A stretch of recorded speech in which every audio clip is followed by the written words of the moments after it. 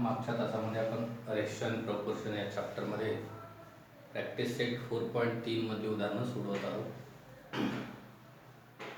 यामध्ये solve the following equations असा हा प्रश्न आहे. इक्वेशन्स वेगवेगळ्या मेथडने सॉल्व करता येतात, पण काही इक्वेशन्समध्ये मात्र आपण जे काही प्रॉपर्टी शिकलो इक्वल रेशोवरचे त्यांचे यूज करून जर आपण इक्वेशन सोडवलं तर ते सोयीचे होतात, कन्व्हिनियंट राहतात. आणि मग तशा प्रकारची उदाहरणं आपण इथे या प्रॉपर्टीचा यूज करून सोडवत आहोत. पहा, हे दिलेले इक्वेशन आहे.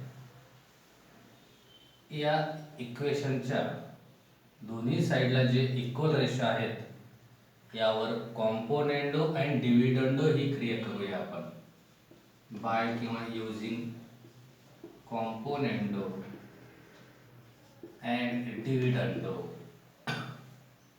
मी यामध्ये काय करतात तुम्हाला माहिती आहे. हा लेफ्ट साइडचा फर्स्ट टर्म यामध्ये ॲज इट इज ॲड करायचा हा सेकंड टर्म, म्हणजे चिन्ह बदलायची आवश्यकता नाही. ॲडिशन करताना चिन्ह बदलणार नाही, सबट्रॅक्शन करताना मात्र चिन्ह बदलतील. मग हा सेकंड टर्म या फर्स्ट टर्म मध्ये ॲज इट इज ॲड करतोय आपण, कुठलं चिन्ह बदलणार नाही. आणि मग डिव्हिडंडो, कॉम्पोनेंडो आणि डिव्हिडंडो मध्ये first term plus second term, नंतर फर्स्ट टर्म इथून मात्र प्लसच्या ऐवजी मायनस होतं आणि याच्यामुळे या ब्रॅकेटचं चिन्ह प्लस ते सबट्रॅक्शनमुळे मायनस होईल आणि या ब्रॅकेटच्या पाठीमागचं चिन्ह मायनस ते सबट्रॅक्शनमुळे अपोजिट प्लस होईल.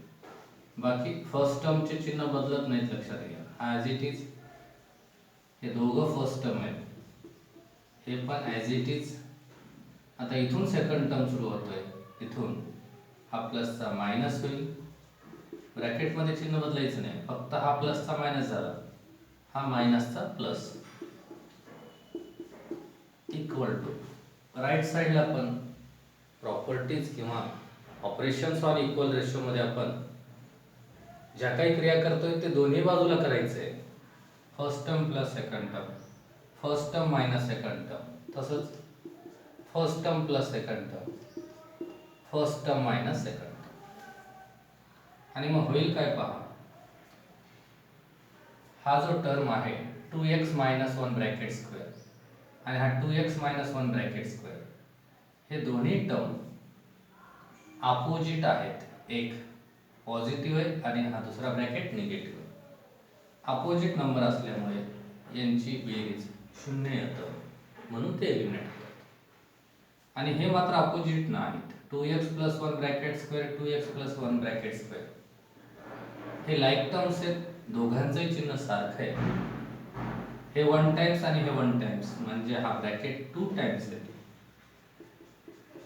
1 प्लस 1 2, हा ब्रॅकेट आणि हा ब्रॅकेट 2 टाइम्स येतो. अपॉन सेम हा ब्रॅकेट आणि हा ब्रॅकेट अपोजिट आहेत, एलिमिनेट झाले. आणि हे दोन ब्रॅकेट जे लाईक टर्म्स आहेत, पुन्हा हे 2 टाइम्स येतात,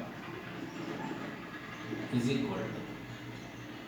आता राईट साईडला या दोघांची बेरीज 25 आणि या दोघांची वजाबाकी 9.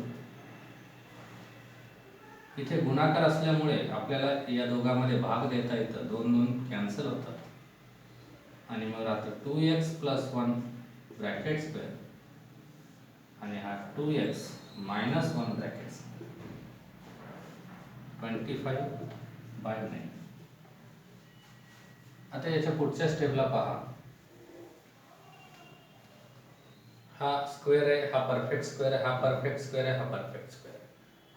म्हणजे या इक्वेशनचे दोन्ही बाजू परफेक्ट स्क्वेअर्स आहेत, म्हणून आपण त्यांचं स्क्वेअर रूट घेऊ शकतो, taking square root of both sides. आणि मग ह्या ब्रॅकेटचा स्क्वेअर रूट 2x प्लस 1 येईल, स्क्वेअर एलिमिनेट झाला. इथे याचा स्क्वेअर रूट 2x मायनस 1 येईल, 25चा स्क्वेअर रूट 5, 9चा स्क्वेअर रूट 3. आणि मग यानंतर मात्र सोपं आहे, क्रॉस मल्टिप्लिकेशन करून इक्वेशन सोडवायचं आहे. 3 ने 2x ला गुणलो 6x येईल, 3 1 जा 3, 5 दुनी 10x मायनस 5 एक 5, 6x प्लसचे 10x मायनस होतील, मायनस 5 पहिल्यांदा लिहायचं, प्लसचे 3 इकडे येऊन मायनस होतील. या दोघांचा डिफरन्स 4x, मोठा मॅग्निट्यूड 10 आहे, याचं साईन निगेटिव्ह. या दोघांची ॲडिशन सेम साईन असल्यामुळे निगेटिव्ह. दोन्ही साईडला जर आपण -1 ने असं मल्टिप्लाय केलं तर मायनस इंटू मायनस प्लस होईल. 4x into 1 4x. ही रीत लिहायची नसते आणि याला -1 ने मल्टिप्लाय केल्यामुळे 8 येईल. x is equal to 8 divided by 4. x is equal to 2.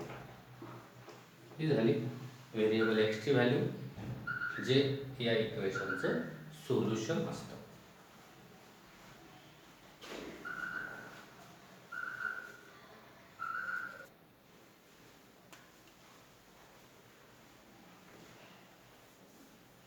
हे पण उदाहरण सेम आत्ताच्याच उदाहरणाप्रमाणे आहे. इथे कॉम्पोनेंडो डिव्हिडंडो यूज करायचे बाय कॉम्पोनेंडो अँड डिव्हिडंडो, किंवा युजिंग कॉम्पोनेंडो डिव्हिडंडो लिहिलं तरी चालतं. फर्स्ट टर्म 4x प्लस 1 आणि इन रूट x प्लस 3 हे न्यूमरेटर आहे. न्यूमरेटरमध्ये ॲड करायचं आहे हे denominator. In route 4x plus 1 आणि minus in root x plus 3. हे झालं. न्यूमरेटरमध्ये डिनॉमिनेटर ॲड केलं होतं आपण. ॲड करताना पॉझिटिव्हला पॉझिटिव्ह, निगेटिव्हला निगेटिव्ह, चिन्ह बदलू नाहीत. आता याच्या डिनॉमिनेटरमध्ये मात्र हे न्यूमरेटर जशाच तसं, पुन्हा याला बदलायचं नाही.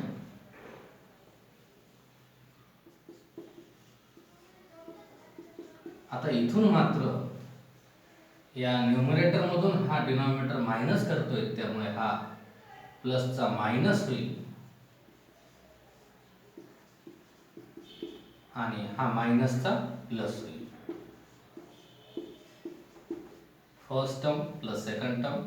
फर्स्ट टर्म मायनस, त्याच्यामुळे हे सेकंड टर्मचे चिन्ह बदललेत. हा पॉझिटिव्हचा निगेटिव्ह झाला, निगेटिव्हचा पॉझिटिव्ह, हेच असतं. हाफ टर्म पॉझिटिव्हचा निगेटिव्ह, निगेटिव्हचा पॉझिटिव्ह. सेम राईट साईडला ह्या दोघांची बेरीज आणि या दोघांची वजाबाकी. मग पहा पुढे, आता आत्ताच्या प्रमाणे हे अपोजिट नंबर्स आहेत, एलिमिनेट होतात. इथे हे अपोजिट आहेत, एलिमिनेट होतात. हे दोन्ही सर्ट्स लाईक सर्ट्स आहेत म्हणून ते 2 टाइम्स येईल. इथे हे दोन टर्म्स लाईक सर्ट्स आहेत म्हणून हे 2 टाइम्स येतील. आणि is equal to 4 plus 1 5, 4 minus 1 3. हे 2/2 एलिमिनेट झाले. आता याच्या अगोदरच्या उदाहरणामध्ये या स्टेपला स्क्वेअर्स होते, आपण त्यांचे स्क्वेअर रूट्स फाइंड करून सिम्प्लिफाय केलं होतं. इथे मात्र एक्झॅक्ट त्याच्या उलट आहे. हे स्क्वेअर रूट्समध्ये आहेत, लक्षात घ्या. मग हे रॅडिकल साईड जर आपल्याला एलिमिनेट करायचं असेल तर या टर्म्सचा स्क्वेअर करावा लागतं आणि स्क्वेअर केल्यामुळे हे रॅडिकल साईन एलिमिनेट होतं. म्हणून आपण प्रत्येक टर्मचा स्क्वेअर घेतोय. याचा स्क्वेअर घेतल्यानंतर हा साइन एलिमिनेट होतो, याचा स्क्वेअर घेतल्यानंतर हा साइन एलिमिनेट होतो. सर्ट्समध्ये आपण शिकलो. याचा स्क्वेअर करतोय आपण, 5 चा स्क्वेअर 25, 3 चा स्क्वेअर 9. वाटल्यास रिझन लिहायचं इथं. Squaring both sides. आणि मग यानंतरच्या स्टेपला क्रॉस मल्टिप्लिकेशन करायचं आहे. डायरेक्ट येत नसेल तर एक स्टेप करायची. 9 ने या 4x प्लस 1 ला मल्टिप्लाय करायचं आहे आणि 25 ने x प्लस 3 ला मल्टिप्लाय करायचं आहे. आता ब्रॅकेट रिमूव्ह करायचं आहे. 9 4 जा 36x, 9 1 जा 9, 25x आणि 75. 36x हे मायनस होतील, 75 मायनस 9. या दोघांचा डिफरन्स येईल 11x, मोठा मॅग्निट्यूड पॉझिटिव्ह आहे, पॉझिटिव्ह साईन. या दोघांची वजाबाकी 66. x is equal to 66 by 11. x is equal to 11 6 66. This is the solution of this given equation. Same उदाहरण आहेत बघा. याच्या अगोदरचं उदाहरण हे सेम, फक्त या स्टेपला बदल. याच्या अगोदरच्या उदाहरणात स्क्वेअर रूट घेतलं होतं आणि या उदाहरणात स्क्वेअर रूटमध्ये व्हॅल्यू होते म्हणून त्याच्या अपोजिट आपल्याला स्क्वेअर्स करावं लागेल.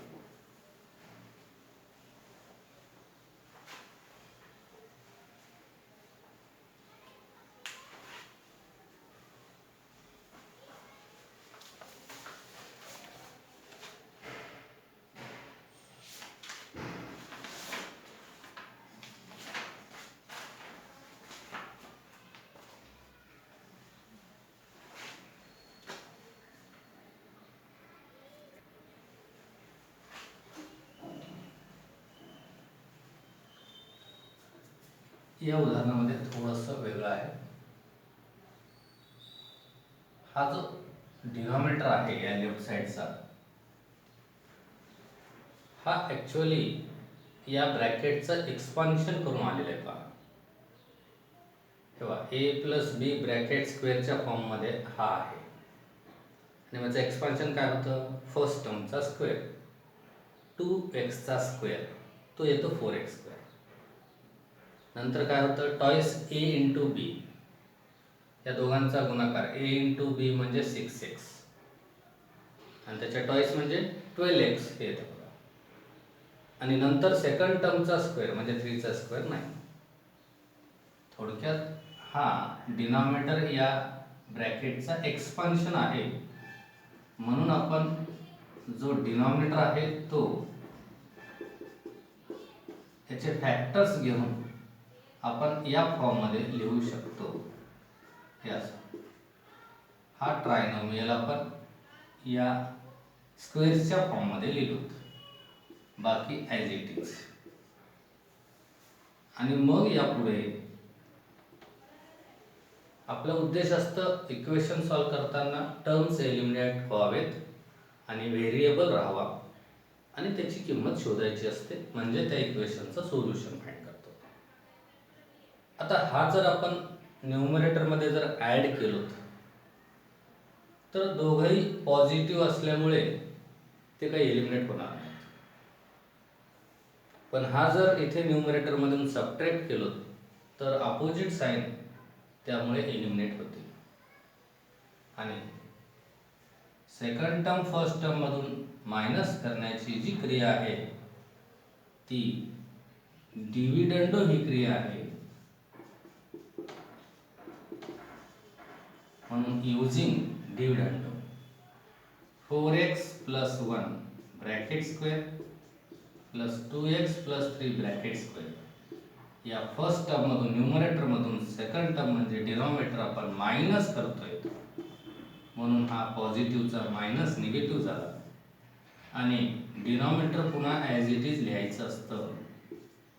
हा न्यूमरेटरमधून मायनस करून denominator as it is. Same right साईडला न्यूमरेटरमधून डिनॉमिनेटर मायनस करायचा आणि ॲज इट इज डिनॉमिनेटर. पहा पुढच्या स्टेपला हे दोन ब्रॅकेट्स अपोजिट साइन असल्यामुळे एलिमिनेट होतात आणि मग न्यूमरेटर राहतं 4x प्लस 1 ब्रॅकेट स्क्वेअर आणि 2x plus 3 bracket square. Right साईडला बघा, इथून हातचा घेतले 11, 11 म्हणून 6 गेले 5, इथे राहिले 5, 5 म्हणून गेले 2, 36ला 36. आणि मग यात नंतर आजच्या पहिल्या उदाहरणाप्रमाणे स्क्वेअर असले की स्क्वेअर रूट घ्यायचं, रूटमध्ये असले की स्क्वेअर करायचं. सिंपल आहे. स्क्वेअर्स आहेत, स्क्वेअर रूट जर घेतलं आपण तर 4x प्लस 1 हा या टर्मचा स्क्वेअर रूट, 2x प्लस 3 या डिनॉमिनेटरचा स्क्वेअर रूट, 25चा स्क्वेअर रूट 5, 36चा स्क्वेअर रूट 6 आणि मग क्रॉस मल्टिप्लिकेशन डायरेक्ट पण करता येतं. 6 चौक 24x प्लस 6 1 6, 5 गुणे 10x अधिक 5 त्रिक 15. 24x मधून 10x मायनस होतील, इकडे येऊ. 15 प्लसचे 6 मायनस होतील. 24 मधून 10 गेले 14x, 15 मधून 6 गेले 9. x is equal to 9/14. ही x ची व्हॅल्यू फ्रॅक्शनच्या रूपात आलेली आहे. हा आहे या इक्वेशनचा सोल्युशन.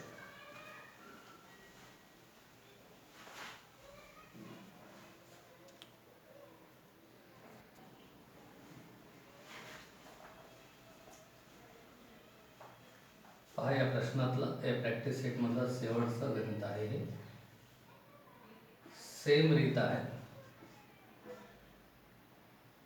फक्त स्क्वेअरच्या ऐवजी ब्रॅकेटचे क्यूब दिलेले आहेत. म्हणजे आपण काही उदाहरणामध्ये स्क्वेअर करून घेतलो, काही उदाहरणामध्ये स्क्वेअर रूट फाइंड केलं. आता ऑब्विसली या उदाहरणामध्ये आपल्याला पुढे क्यूब रूट काढावं लागेल, एवढाच फरक आहे. बाकी सर्व रीत सेम आहे.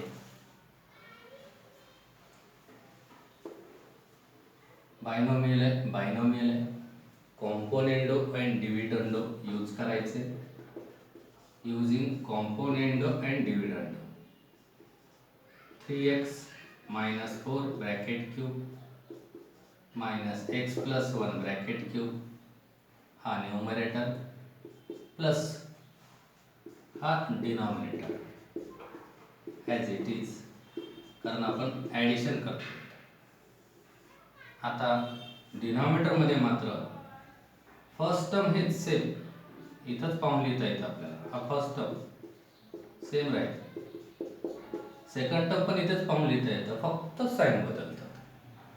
हे पॉझिटिव्हचा निगेटिव्ह होतो कारण आपण सबट्रॅक्शन करतोय ते, आणि हा मात्र हा सुद्धा पॉझिटिव्हचा निगेटिव्हच होतो. आणि मग राईट साईडला सेम 61 प्लस 189, 61 मायनस 189.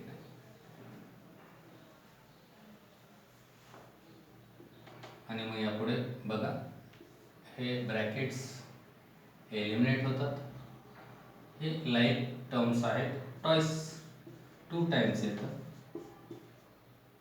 त्यानंतर हे ब्रॅकेट एलिमिनेट होतात, हे दोन ब्रॅकेट 2 टाइम्स येतात. फरक आहे, दोघांचा साईन मायनस असल्यामुळे ॲडिशन होऊन मायनस चिन्ह येतं. हा एक फरक आहे बघा यामध्ये.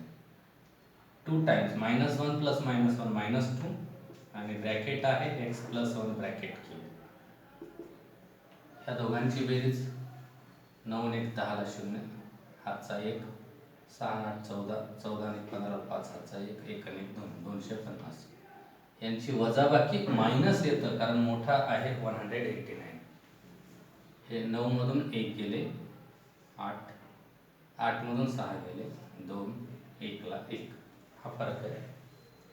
आणि आपल्याला माहिती आहे दोन्ही बाजूला जर मायनस असेल तर -1 ने मल्टिप्लाय केलं तर ते दोघेही मायनस मायनस प्लस होतात. याला जर -1 ने मल्टिप्लाय केलो आपण तर हा प्लस होईल, आणि याला पण -1 ने मल्टिप्लाय केलो तर हा पण प्लस होईल. म्हणजे दोन्ही बाजूला मायनस आहे. डिनॉमिनेटरचा आपण न्यूमरेटरमध्ये पण लिहू शकतो, 7वीला शिकलो, किंवा ह्या मिडलला पण तो लिहू शकतो. थोडक्यात दोन्ही साईडला मायनस आहे, तो -1 ने मल्टिप्लाय केल्यामुळे प्लस झाला. मग हे 2 2 कॅन्सल होतील, याला पण 2 ने भाग जाईल, 125 बेसक 12 बेचोक 8. आता यानंतर मात्र जे शिल्लक राहतात ते आपण पहिल्यांदा लिहून घेऊ, म्हणजे एक कळायला सोपं होईल. 125/64. आता पहा, इक्वेशन सोडवण्यासाठी आपल्याला x ची किंमत काढायची आहे. तर स्क्वेअर असतील तर स्क्वेअर रूट काढतो, स्क्वेअर रूट असतील तर स्क्वेअर करतो. इथे क्यूब रूट आहेत, सॉरी क्यूब्स आहेत, तर आपल्याला त्यांचे क्यूब रूट्स फाइंड करावे लागतील.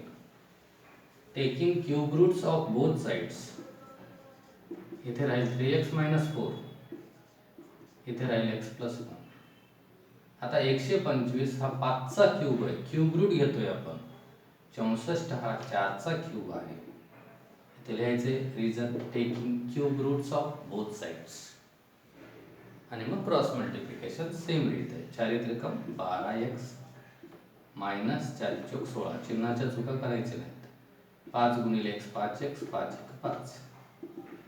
12x मायनस होईल 5x हा 5 मायनस चा 16 प्लस होईल. 12x minus 5x 7x 5 plus 16 21. x is equal to 21 upon 7. x is equal to 7 3 जा 21. मग हा झाला 3 या इक्वेशनचा सोल्युशन. लक्षात घ्या, आज जेवढी उदाहरणं झाले त्यातलं थोडंसं याच्या अगोदरचं म्हणजे 7वं उदाहरण थोडंसं डिफरंट होतं. परफेक्ट स्क्वेअर ट्रायनोमियलचं आपण फॅक्टर्स घेऊन पुन्हा डिव्हिडंड केलं, सेम आहे. बाकी 3 उदाहरणं तर जवळपास सारखीच होती. फक्त याचा सराव जर असेल तर आपल्याला ही उदाहरणं सहजरित्या सोडवता येतात.